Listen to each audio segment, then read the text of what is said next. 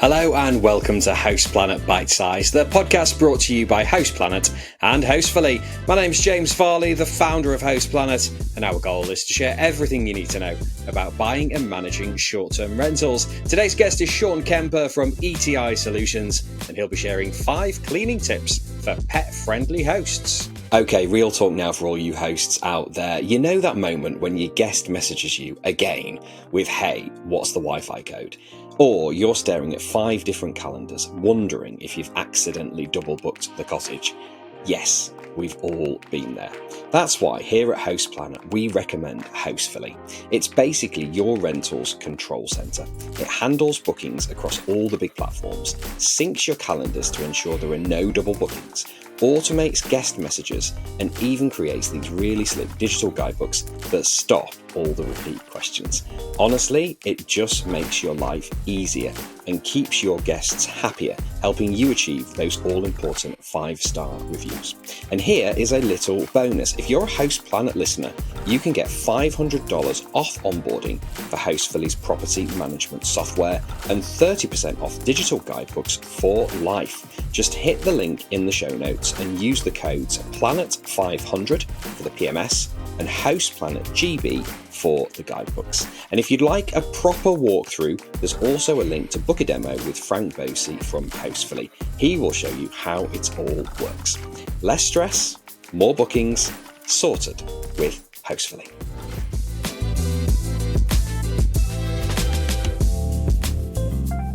Sean, thank you for joining us on Host Planet Bitesize. You've got 5 cleaning tips to share with pet-friendly hosts. So take it away with tip number 1. Awesome. Thanks, man. Tip number 1, I guess these might not be in chronological order, but my tip number 1 is odors. We've got to keep those odors out of the properties. So how do we do that? Well, I mean, there's commercial grade, odor elimination type products. Obviously, we've got to look at our fabrics, the couches, the rugs, is there pet stain somewhere? We've got to break those down at the source. If it is a pet stain on a carpet or a rug or the upholstery, you're going to have a good bacteria-based enzyme type product that'll actually digest those organic odors and help, get rid of them. But then freshening the air, changing out your filters and everything like that in your air conditioning systems. And if the temperature's nice, there's nothing wrong with opening up the doors and throwing some fresh air in there. Definitely, yeah. And in terms of like materials and upholstery, which are the ones that you should maybe get in your rental if you are going to be pet friendly? Yeah, I mean, you got your coatings and things like that now, your protectants that you can put on there. So it basically seals off the fiber so the stains can't penetrate it. So they're easily removed. You don't want to do anything real high dollar or fancy with leather and things like that because a cat or a dog could easily scratch that. So, just keep it to a nice cotton type material or something that looks presentable. And most of the stuff furniture you buy nowadays is already pre-treated. So that's a plus as well. Okay, then. So odors out. What's tip number 2? Tip number 2, we could go with just general, understanding your cleaning, basically, I guess I have number 3 at hair, but I mean, cleaning hair, you're going to need to sweep that up. You're going to need to have a good pet tool. There's a lot of these tools out there that are rubber grippers that you can get that will pull up the hair from the upholstery and, your couches and things like that, rugs that you might have out there. So keeping those things limited too, as far as, carpet or rugs or anything like that, because that's all going to accumulate the hair. But a nice, luxury vinyl plank or wood floor or something like that, you can easily sweep it first, get all of that hair and debris up, and then come back with a vacuum and try to, vacuum up the rest of that hair. But have your good procedures, you're mopping, get in the property and deal with, your SOP that we do. But, you're going to have some extra added steps in there for the pet stains and odors.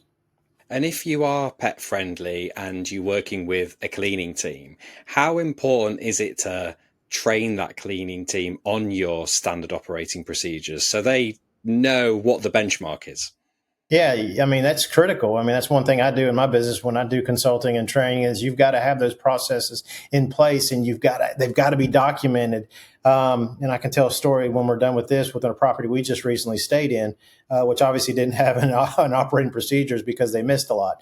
But you need to have those implemented in there when they come in and they do their procedures of walking the wall, and the gunshot or buckshot process that we kind of say you just scatter and check every room and make sure there's nothing of a pet stain or something worse. So, you scatter through that property to make sure you understand your procedures and looking for any odors and hair, or maybe a trouble spot that you need to spend a little more time with if there is a pet stain that might need to be dealt with immediately.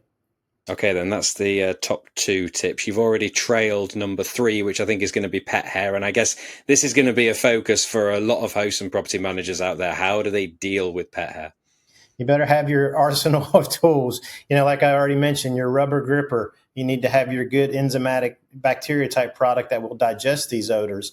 A good air freshener. Again, when your scents, though, make sure your fragrances are very similar. Don't have them competing, because then you get cherries or lemons or exotic fruits or whatever. You want them all kind of on the same playing field. And if it smells good to you, it might not smell good to somebody else. So, that's always been an issue with the fabulosos out there, is that scent is way too strong where people think it smells good, but to other people it's offensive. So just be careful with your fragrances and things like that, going into the properties. But you're having the sticky tape, having those little lint rollers, those things like that, they're going to help after you've kind of done the sweeping, done the vacuuming, and there's going to be some hair probably floating in the air. So have your good lint rollers and sticky tape so you can catch every ounce of bitty pieces of hair you can, because somebody walks in that property and sees a hair on a counter or a pillow or wherever. It's just like automatically, what else is wrong? Yeah, they see that Labrador hair, and it's you're not going to be getting the 5-star review. That is for sure. Okay, then, Sean. So, tip number 4. Tip number 4, which we kind of went over, was the processes. That's what I wrote down is, make sure when you come into that property, obviously we need to scan the whole house and see what's going on. If there's anything that we need to address immediately, that, like I said, a pet stain or something worse. And then, you're going to have your sweeping measures, obviously we start from the top to the bottom. So everything settles down. Then you get your vacuuming procedures, as you're cleaning the rest of the property. And then those final touch-up stage will be spray a little bit of a deodorizer, go with your lint roller and inspect every room one more time. Have a good microfiber cleaning cloth, because those hairs do attract to that as well. So, just having those right tools and procedures in place will help you eliminate a lot of those issues and concerns. 100%. Yeah. Okay, then. Tip number 5. I mean, having the knowledge, the training, and implementing all this so that we have the right tools, we have the right chemistry, we have the right, procedures in place. We understand, ways to make extra, ROI. We can, charge a little bit more for the pets. This is one I saw that was kind of neat, but we could have an upcharge if you would like us to have a pet bed, some food, maybe some treats. You can have a little bit of an upcharge in that, so that this place is laid out perfect for the pet when they do come in from traveling. But I mean, everybody, we love our pets. We have dogs, we have cats, we have whatever the heck else out there. I've seen some crazy pets going through the airport. When I was like, how's that an animal that you bring around with you? But everybody brings different kind of animals and pets, so you got to just kind of understand and be as transparent as possible, and make sure that they understand. And even your new guests coming in, they need to understand that plan that you've implemented to try to help with this too. But there's going to be cases where there's going to be a hair or something, floating around, and maybe even an odor. But, we definitely need to have these procedures and processes and everything implemented to understand how to get rid of it. If you are pet friendly, are there some cleaning materials that you'd recommend leaving there and letting your guests know about it in case something bad does happen? They can clean up after it, because I know there are some very vigilant pet owners out there who, if something happens, they'd like to put it right themselves if they can. Yeah, and that's an awesome, thought. Let's have a little, and the bacteria-based products, at least a lot of the products we manufacture, are safe. So they're not going to hurt anybody. They're safe for the pets. They're safe for us. But they are just designed to break down those odors. So if a pet were, I would do it. If a pet went to the bathroom on accident or whatever, you saw it, I would hit it with that product. And if you got a little stand, something designated for the pets and the odors, and let them know a little bit what it is real quick, then yeah, heck yeah. I would grab it and hit it real quick and wipe it up, and just, you don't want to lose your pet deposit and things like that as well. So yeah, I think it's really smart to have a product that is safe and easy to use. Definitely. And you can put all those details in your digital guidebook and all that kind of thing. Yeah. Okay, then, Sean, so tell us a little bit more about ETI Solutions and where people can find out more info.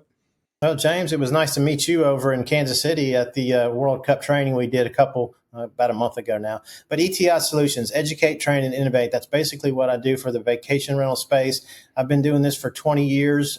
We started off as a chemical manufacturer. I evolved into consulting and training. I most recently designed a chemical line called the Drop and Go Cleaning Products. And basically, they're a cartridge-based system that just lightens the load for your cleaners. It's only 3 products. So we try to help control the cost of everything. You've got a glass cleaner, a degreaser, and then a bathroom cleaner. So we keep everything nice and simple for you.